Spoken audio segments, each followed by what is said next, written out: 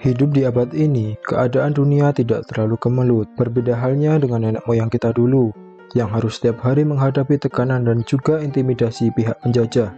Kadang, mereka tidak hanya merelakan harta dan tenaga demi meraih kemerdekaan dan kebebasan, namun juga nyawa. Patutlah kalian mensyukuri dan meneruskan perjuangan gigih mereka.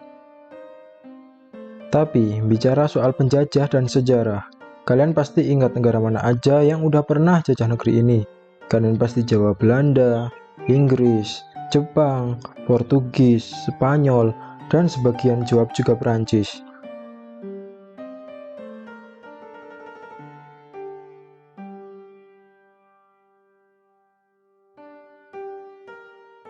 Ya, Perancis. Mungkin kalian ada juga yang heran sampai kebingungan.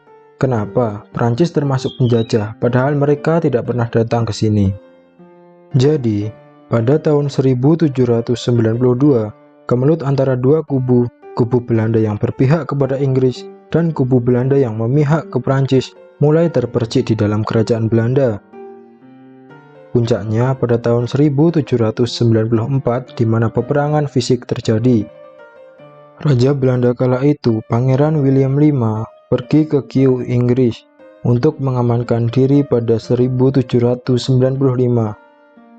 Di sana, ia menuliskan perintah-perintah kepada wakil kekuasaan di wilayah jajahan agar tidak memberikan kekuasaan ke sekutu Prancis dan menyuruh untuk memberikan kekuasaan ke tangan Inggris. Ya, karena saat itu Inggris merupakan sekutu kerajaan Belanda.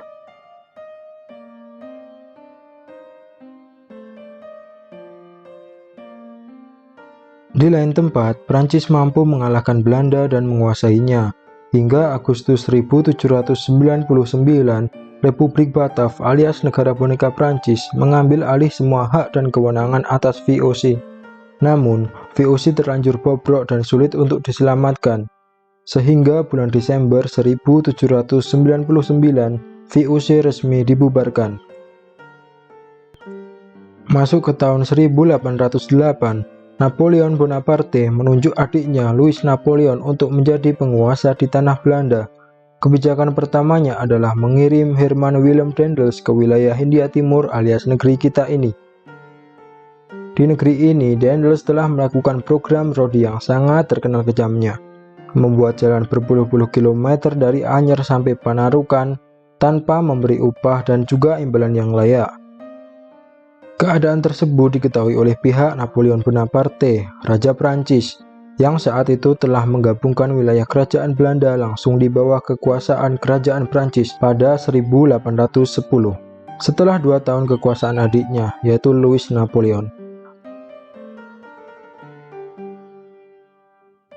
Lalu, Napoleon Bonaparte menarik Daendels dan menggantikannya dengan Jan Willem Jansen.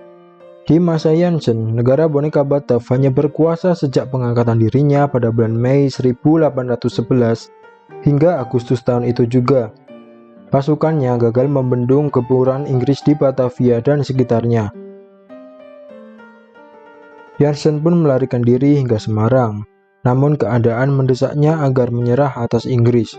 Pada 18 September 1811, ditandatanganilah kapitulasi Tuntang. Dinamakan Tuntang karena perjanjian dilakukan di daerah Tuntang, Salatiga, Jawa Tengah.